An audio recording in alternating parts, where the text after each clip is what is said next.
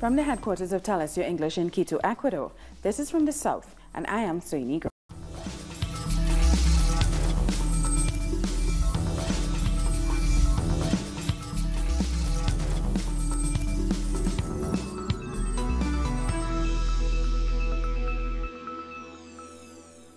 We begin in Cuba, where Miguel Diaz-Canel has been elected as the new president of Cuba after he won 99% of the vote in the new National Assembly of People's Power. Miguel Diaz-Canel will take over from Raul Castro as president of the Council of State. The president of the Electoral Commission announced the results. For elected president, the votes counted in favor of Deputy Miguel Mario Diaz-Canel were 603. This represents 99.83% of the valid votes that were casted.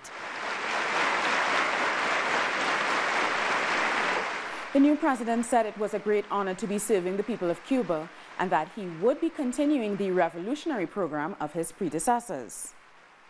I am honored and excited to accomplish our people's mandate to give our first thoughts to the historical generation that is guiding us to face the challenges that will come. Cuba is expecting from us that we are able, just like them, to fight all the combats that are awaiting. President Miguel Diaz-Canel also asked the National Assembly to nominate Salvador Antonio Mesa as the first vice president of the Council of Ministers and to postpone the election of the rest of members of the cabinet for the next session.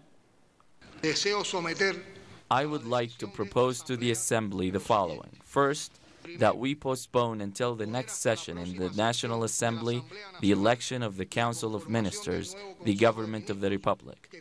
Secondly, that we approve the designation of the first Vice President of the Council of Ministers. We nominate our comrade Salvador Antonio Valdez Mesa, who was already nominated by this Assembly as the next first Vice President of the Council of State.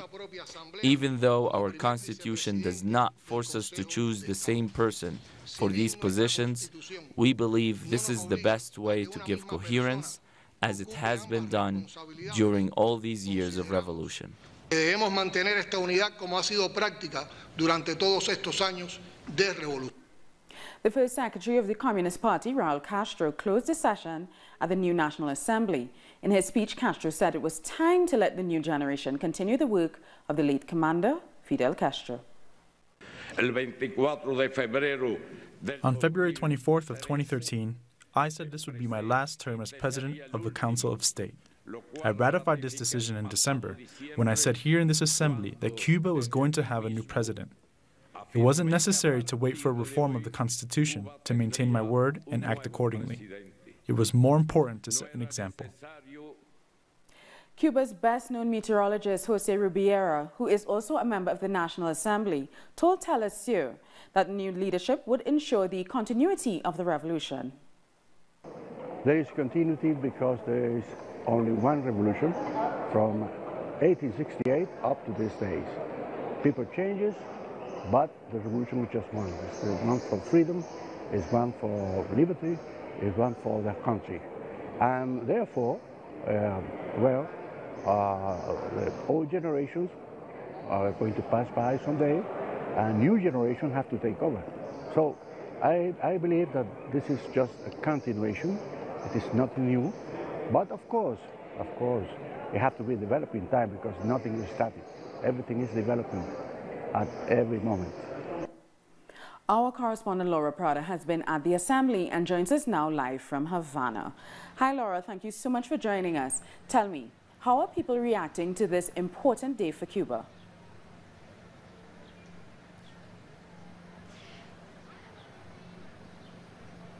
Hi Laura, are you hearing me? Well, Sayuni, nice to greet you. Indeed, people here in Cuba are reacting very good, very calm. And the key words that we've been listening from the Assembly and from the streets are those that refer to commitment and to the continuity on the work of on the continuation of the construction of the revolution and Cuba's socialism.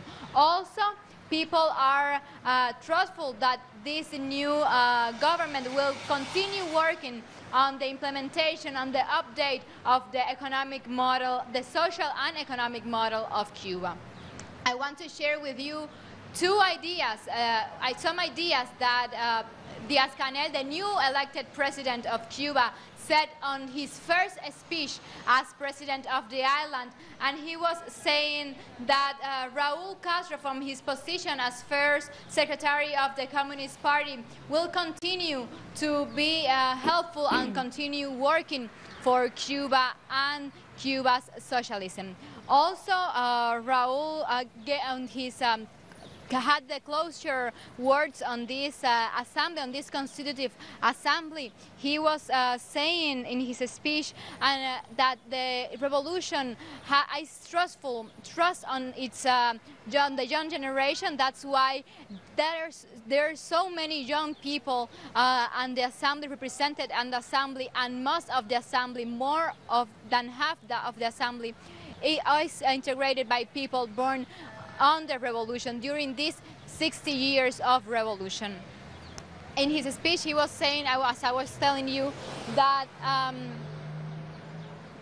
his speech he was saying that the revolution has some challenges, and those are the ones that the strategies the enemy directs to these young generations that are being threatened to forget the principles of the revolution and to materialize them. These were some of the ideas that were said on this assembly. Soyini. Thank you so much for that. We've been talking to our correspondent in Havana, Laura Prada there, and she is giving us a live report from Havana, Cuba, about the changing of the guard. The new president of Cuba is now Miguel Diaz-Canel. Venezuelan President Nicolas Maduro has congratulated Miguel Diaz-Canel on his election as the new president of Cuba. In a communique, Maduro also expressed his deep admiration for the former president and first secretary of the Communist Party, Raul Castro. He praised the way he ran Cuba and the way he consolidated the socialist project. Leaders from Russia, Costa Rica, and Bolivia also congratulated the newly elected Cuban president. This week, Venezuela and Spain decided to try to repair their diplomatic relations, which have been at an all-time low. Our correspondent in Caracas, Freddie Gillingham, explains. So it looks like it's one step forward and two steps back for the fairly faltering relations between the EU and Venezuela. A promise was, however, briefly restored on Wednesday of this week. Spanish President Rajoy had agreed with President Nicolas Maduro to restore relations and to return their respective ambassadors to their posts. This put an end to what has been months of quite a severe diplomatic crisis between the two countries, which started way back in January. However, the decision to restore relations did come from Venezuela's side. The foreign ministry here did send a personal letter to the Spanish foreign ministry and called for a political truce. However, that ray of light was overshadowed yesterday. The European Union have declared that they will be threatening to impose further sanctions against Venezuela just in the lead up to their presidential election, which is set to be taking place on May 20th, in less than 1 month's time. The EU Foreign Affairs Minister, Federica Mogherini, did come out with a statement yesterday saying conditions for a credible and inclusive electoral process had been undermined without consensus from the opposition. This, of course, completely undermines and overlooks months, I repeat, months of political dialogue between the opposition and the government, which was going on since last year in the Dominican Republic. Of course, the government signed their side of the agreement, but the opposition pulled out just at the last minute from signing their part. This, of course, clearly shows that the EU aren't budging on their stance. They're following the US and Trump's administration in taking a harsh line against Venezuela, despite Spain, of course, a key country in that bloc, who have changed their turn and are showing signs of building relations with Venezuela. We thank Freddie for that report. Venezuelan Foreign Minister has thanked the Prime Minister of St. Vincent and the Grenadines for the message of support he sent. Jorge Ariasa tweeted, "We thank our brother Raul Gonzalez for this clear support for our country and President Maduro." We thank you, Ralph. Let's listen to Prime Minister Gonzalez's message. Today is a very important day in the history of the process for Venezuela's independence and sovereignty, and the government and people of St. Vincent and the Grenadines yet again renews its own solidarity with and commitment to the Bolivarian Republic of Venezuela. We are very close friends, our peoples are very close, and I fully expect that this solidarity and closeness would endure forever. Viva Chavez! Viva Maduro. We're going to take a short break now, but join us again after this look at what our multimedia colleagues are reporting.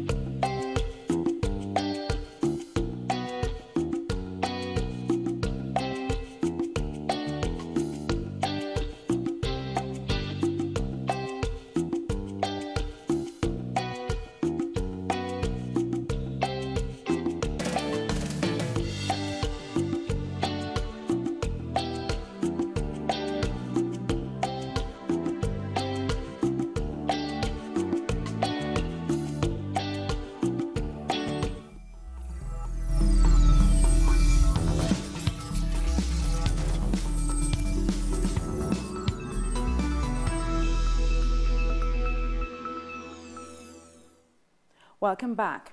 A special meeting at the British House of Commons has been held to discuss the Windrush scandal. Among the issues discussed was the confirmation that an official debate on the matter will take place in Parliament on April 30th. Throughout the meeting, attendees were encouraged to contact their members of Parliament with their concerns and proof of the challenges facing the members of the Windrush generation as they fight to prove that they are in fact legal British citizens. Speaking at the meeting, Labour MP David Lammy spoke of the debt the UK owes its citizens of Caribbean origin. Because the Caribbean and the West Indies didn't just come about by accident. The relationship between this country and our people is indelible. It is a bond that goes back 400 years. When we think of the Windrush children, we cannot think of the Windrush children without also thinking of Windrush ancestors. And so our story begins when ships brought Africans from the continent of Africa to the Caribbean. Antigua and Barbuda's Prime Minister Gaston Brown says people who have been inconvenienced by the Windrush scandal should be compensated. He said those who lost jobs and might have been suffering from physical or mental illnesses because of the perceived irregularity in their citizenship status. Brown noted the Windrush generation would have contributed greatly to the UK's development at a time when the Caribbean was experiencing a brain drain. And many of these individuals really do not have any connection with their country of birth. They would have been in the United Kingdom all their lives, would have worked extremely hard for the advancement of the United Kingdom, and that in itself would have been an extremely inequitable position. So we're very happy that the government has stepped in and has come up with a mechanism to resolve the issue. And the CARICOM Center for Reparations Research at the University of the West Indies has issued a release condemning the UK government's treatment of the Windrush generation. It says this scandal demonstrates the failure of the UK to face its responsibilities as a former colonial power. And it reminds that the Caribbean-born persons and their descendants who moved to the UK post-war period were in fact British citizens under the 1948 Nationality Act. The treatment of the Windrush generation immigrants has provoked anger among many black people in Britain. Telesur took the pulse in Britain along a center of the Afro-Caribbean community. All I can say is that it's absolutely disgusting. I don't know where they get off. I have no idea where they get off. It's like they take and take and take, you know, from the black people, and then there's no give. You know what I mean? And then if they give any little small thing, they take it back all the time. That's history just shows you that. You just check the record, and that's all you see. Now, Albert Thompson is not his real name, but he has become a symbol of the Windrush problem currently taking place in the United Kingdom. Albert has been diagnosed with cancer and is now being denied treatment because he cannot produce a passport or a visa. He has lived and worked in the United Kingdom since he was 17. Jamaica's head of state, Jacqueline Cullerton, started a GoFundMe fund to raise the £54,000 needed to treat Albert if the National Health Service won't fund it. Albert has been, I think, I've heard that he's very, very happy to hear of the public's support for his plight. He also, you know, waited to get permission to start that fundraiser from Albert, and he felt that there was a need for it. Again, he's very happy that it's there, but he also is very, very stressed and sad that the government hasn't allowed him to have that treatment for free, which is what he is entitled to. In Barbuda, recovery efforts are continuing after Hurricane Irma. Local media have reported 7 months after the hurricane, 180 homes have had their roofs repaired. Those are the homes which sustained level 1 and 2 damage. According to the government, however, homes which sustained much more damage, which have been categorized as levels 3 and 4, remain in ruins. Some residents say they're trying to return to some semblance of normalcy as they start moving back into their old homes. We don't have, or most people don't have running water and light, and they do have generators. Some people have generators, most people have generators, but it's pretty costly because you have to buy the gas every day for generators, and you know. So, but all in all, they're adjusting pretty well. We're very resilient people. I'm coping with the situation. Things is getting there. I have electricity and water, and I am rebuilding. I have my roof on already. In Brazil, the Free Lula camp marked 11 days of demonstrations this Wednesday in the city of Curitiba. The campaign has faced pressure from the authorities. Men and women from all across Brazil are in Curitiba, demanding freedom for Lula da Silva. They have to sleep in this place because of a court order removing them from outside the police headquarters. They have been attacked by fascist groups and say the police is not protecting them. However, they are determined to continue. Coming here has given us strength. Now there are more people and there have been demonstrations all over the world. This is why we have gained the strength to continue to resist. They were expecting us to go away, and the truth is, we stay here. A lot of people are still demonstrating near the prison where Lula is serving his sentence. Supporters include artists who have created artworks in support of the former president. Art is a very important tool in the struggle. It helps transform the pain in hope.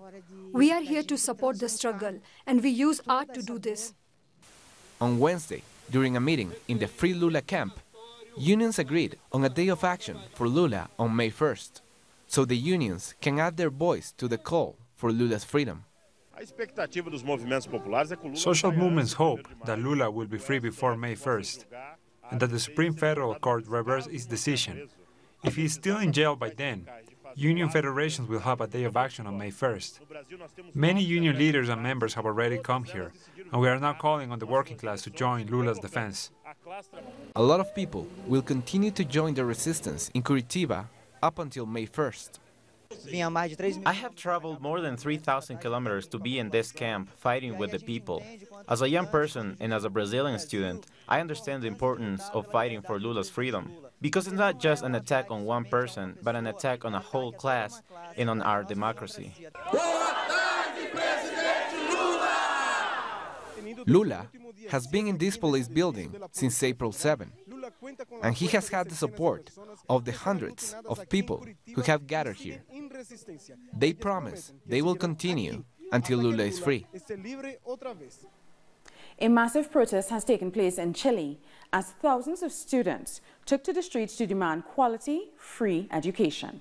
Our correspondent, Paola Dragnich, was there. There is a huge number of people here spanning several blocks, which is extremely impressive. They've now taken over both sides of a major street here. Chilean police are spraying demonstrators down with water, and the air is becoming difficult to breathe. It's all happening just 30 minutes into the march. This is the first march that President Sebastián Piñera has faced, with a demand for free and quality education. The march will continue here as Chilean students want their demands to be met. And that story takes us to the break, but join us again after this look at what our multimedia colleagues are reporting.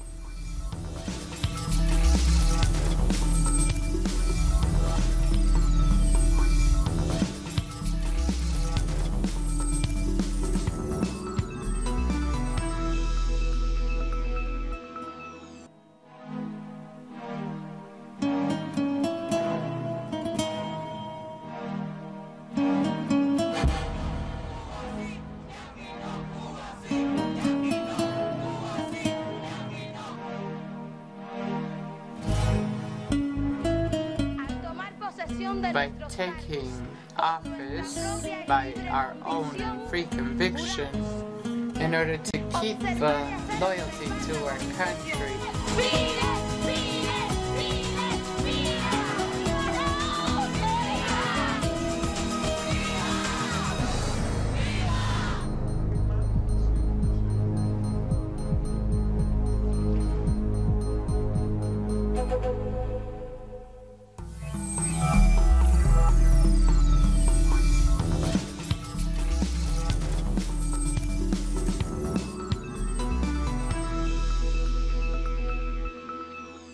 Welcome back.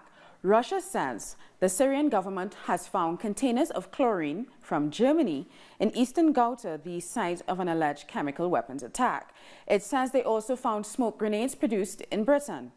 The Syrian army recaptured the area from Islamic armed groups last weekend. In liberated areas of eastern Ghouta, Syrian government forces found chlorine in containers, the most dangerous kind of chemical weapons from Germany, and smoke pellets produced in, attention, Salisbury, Great Britain. Now, I think everyone knows where the city Salisbury is located. This fact is hard to comment on as it is horrendous and undermines faith in the humanity of certain states. Of course, we are not talking about the whole state. We are talking about those politicians and leaders who give such orders and take such decisions. I would also like to bring attention to the fact that in January 2013, the British newspaper The Daily Mail published a story revealing that the White House agreed that the USA and their allies would make a chemical attack in Syria and agreed to blame the president of this country, Assad, in order to strengthen international military operations in this country. Both Russia and Syria have repeatedly announced the existence of data suggesting that militants were preparing a provocation with chemical weapons, about clandestine labs producing all kinds of weaponry being discovered in eastern Ghouta's liberated areas. All this information was sent, is being sent, and will be sent to the OPCW, but it still remains unnoticed by the West, the Western mainstream media, which do everything possible to ignore it. Now, some residents of Dharma have been talking about how things have changed since the Islamic fighters have left. No one was able to walk in the streets before, and no one had food. Now we can go, and anyone from the Syrian Arab army will offer you anything you demand. We are happy now, and our faces know how to be happy. While before, if you asked for food, the militants would say, "We don't have any." But their stores were full. The situation is 4,000 times different, or even more. We ate bran. We had a meal every 24 hours.